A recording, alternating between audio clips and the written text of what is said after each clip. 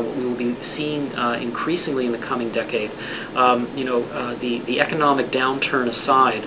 there will be massive numbers of retirements over the next 10 years. People may be delayed for a couple of years, but nevertheless organizations are going to be losing significant numbers of their senior leaders, and that really is going to have an effect in two areas. One is, and the statistics, for example, of the United States is that over the next 10 years there will be a gap of anywhere between 15 to 25 million jobs that will not be filled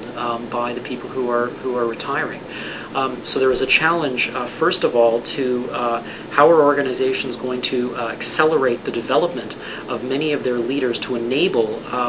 many leaders who are now in their 20s and 30s to take on significantly large roles where they are not going to have the next 10 or 15 years to slowly grow into them. They have to find ways to accelerate the growth, development, and what I would say the maturity of their leaders,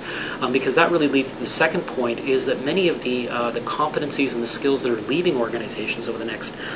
10 years with the massive wave of retirements that are going to happen, is that organizations are also losing what we would call many of these mature competencies, which include things like the ability to engage others, the ability to coach and develop,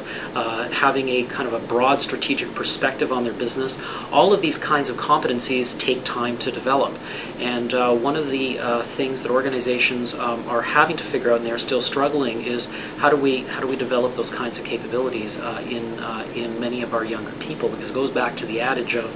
when is the best time to plant a tree? 25 years ago, the second best time is today. And so, some of these capabilities, like having a broad global perspective, knowing how to develop leadership capacity in others, does take time.